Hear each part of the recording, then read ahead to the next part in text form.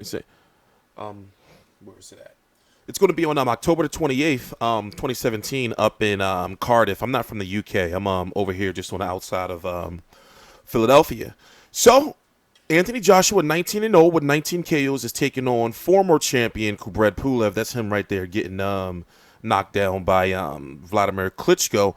And basically the way I feel is he's not a bad fighter. Defensively, he's flawed mostly because of his fighting stance. You know, you can counterpunch him, especially somebody like Anthony Joshua. You can counterpunch him and shoot right over, you know, that punch stance he has with his arms out. But before I go any further, let me just say this: looking for help. I am the editor-in-chief and owner of a website called FightView360.com that's undergoing some massive reconstruction.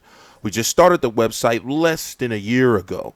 So, you know, as they say, the first year, you know, things are going to be rough. But now, with a fight like this and with the schedule that we have, we're looking for help to cover these fights over in the UK. So if you're in London, Cardiff, Manchester, Liverpool, and I'm not saying that you have to go to every fight, but if you want to go to a fight and every now and then, and you got some intelligence about you, you know, then why not go as media? You know, why not go? Trust me, I can get you there. Take a look around the channel. You know, we've been getting to events, but we're still new and we're still learning. And thank you to Matchroom Boxing and Sky Sports, because we made some friends over there.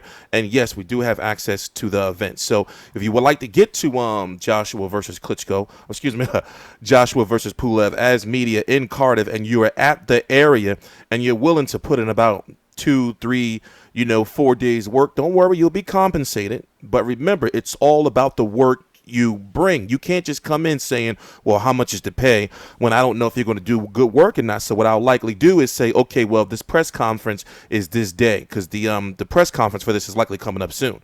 I'm going to say, go to the press conference. I'll tell you, some easy instructions and see how you do, and then we'll go from there. But anyway, moving on to the fight. I'm TstreeT Controversy. This is TstreeT Controversy Live. I cover every single major fight live. All the links to my social media are right down below in the description box. And basically, the winner of Joshua versus Pulev is supposed to go on to fight the winner of the soon-to-be-announced Wilder WBC champion versus WBA mandatory Cuban Luis Ortiz. Now, I've noticed that a large amount of people feel that Luis Ortiz is the best and most avoided heavyweight in the world, despite not being a champion. I'm not saying this, but however, that's the consensus. People feel that Anthony Joshua can't beat him. Now I feel differently, because Luis Ortiz is up there in age. I believe he's 37 or 38 right now, but people saying he's really like 45. I interviewed him once. In fact, I need to share that interview around. Back when he signed with Al Heyman, he hasn't fought none this year at all. Now, in regards to Kubrat Pulev, we're going to go look at his resume in a minute. Let me see. Where's it at? We're going to look at his resume in a minute. In fact, I'm going to wait to pull it up on the screen.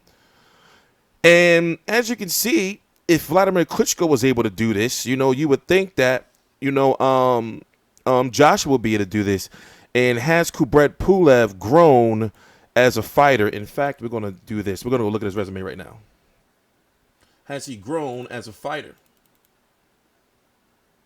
So 25-1 with 13 KOs, not known to be a knockout puncher. But remember, I'm not a guy who have seen only 1 or 2 of his fights. I've seen maybe about a dozen, maybe more of those fights. I've seen a lot of Kubrat Pulev fights, and I've covered, the Kevin Johnson fight, the Samuel Peter fight, the Dereck Chisora fight. Now, I don't think I covered the Maurice Harris or the George Arias. I believe I covered one of these. And then if you look at his resume now, the fight with Kevin Johnson, all right? If this was America and he was American, he would have been slaughtered for fighting this fight. Samuel Peter, he would have been slaughtered for fighting this. The Dereck Chisora fight, a lot of people feel that he just didn't look good. Me, personally, I felt he did enough to win, but he didn't look good. And then if you look at the Maurice Harris and the George, or Jorge, is that George or Jorge? George Arias, and then the Klitschko. Now, this was a very, very big fight at this point in time. And also, Klitschko was on a point in time where he wasn't really fighting like real quality competition. Even though they were mandatories and meaningful fights, the heavyweight division just wasn't what it is right now. So a lot of these names I know, but do you know, like Wladimir Klitschko, Joey Abel, Tony Thompson, Alexander Ustinov, Alexander Dimitrenko, Michael Sprott. Now these heavyweight names are known on the hardcore heavyweight fan landscape, but these names are names that fighters fight on their way up, not somebody. How old is Kubrat Pulev? At 36 years old, should be fighting, especially who next right here. I was like, what? He fighting what? And I understand it was a comeback fight, but it's like, my God, like, yo, have some dignity. But whatever the case may be, I feel that Anthony Joshua can beat him and will beat him. Now, here's the thing. The reason why this fight came about is because it was supposed to be Wladimir Klitschko rematch. Wladimir Klitschko retired. Wladimir Klitschko just came to a point in his career where he just like, I got enough money.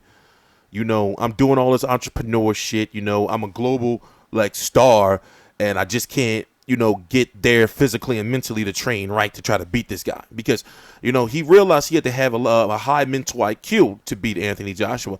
But moving on, he is the IBF #1 contender for the most strict and stringent of boxing organizations, which is the IBF. Now, in my opinion, here's how it goes. The main sanctioning bodies to be undisputed champion in this day and era, you have to have 4 titles.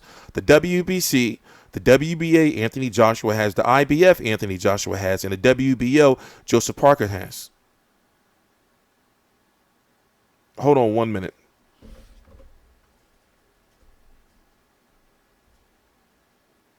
One minute.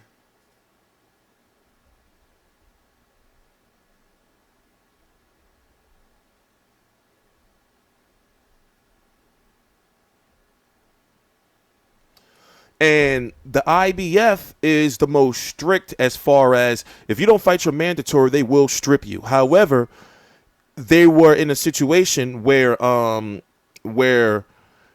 Pulev was going to take some step aside money, some money to allow for Joshua versus Klitschko 2 to happen, but then he would be fighting the winner, which would have been ideal for him.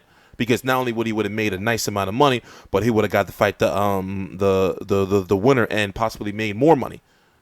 So when you're the IBF champion, you have to fight your mandatories. Now, Luis Ortiz is also the WBA mandatory, but it's not in the best interest for the WBA to have stripped Anthony Joshua when they wasn't going to do it. So if you was listening to Luis Ortiz, trust me, I know the deal.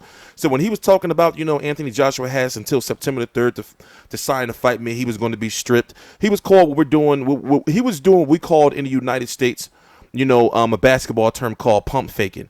It's like, you acting like you're going to shoot the shot. You acting like you're going to shoot the shot, but you don't.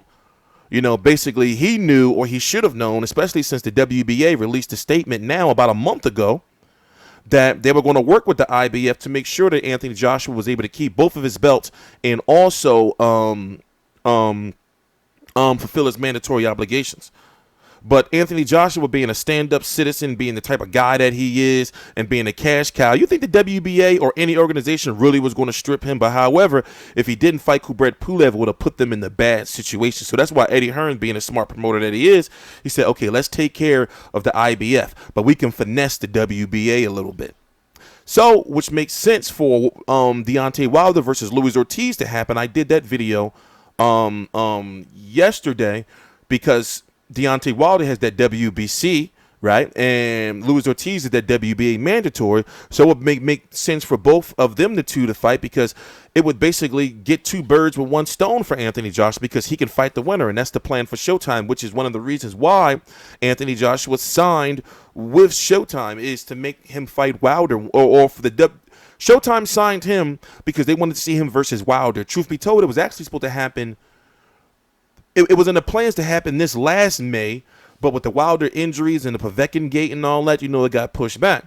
But now it's looking very possible that the winner, of Joshua versus Pulev is going to fight the winner of Wilder versus Ortiz in either April or May. And then the winner of that will go on to fight the winner of Joseph Parker, Hughie Fury, and David Haye. How that mixes in sometime at the end of 2018 or likely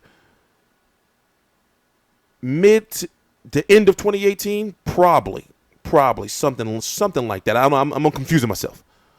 So the heavyweight division is very alive and well and back. And even if you're not interested in the Anthony Joshua versus Kubrat Pulev fight, understand he has to fight this dude, and understand the politics behind it is deep. So with that being said, I'm TstreeT Controversy. This is TstreeT Controversy Live. I cover every single major fight live. If you need to reach me about covering fights, I forgot to say at the beginning of the video, email me at editor. That's EDITOR at FightView360. You see it? FightView360.com. Now, of course, you got to leave me your name, the area you're in, and any questions or concerns. But, even though I'm a very, laid back guy on these videos and everything, I still am running a business. You see what I'm saying? So, we do everything professional. Remember, these shows that I do are entertainment, but they also supposed to be informative. I'm TstreeT Controversy. This is TstreeT Controversy Live. Oh, we didn't look at his resume. Do we really need to look at his resume? We'll save that for another video. That's what I had that up there for. And I didn't even get a chance to put up, I was supposed to put up this, right? I was supposed to put up that. But we'll save it, I guess, for another video. Please subscribe.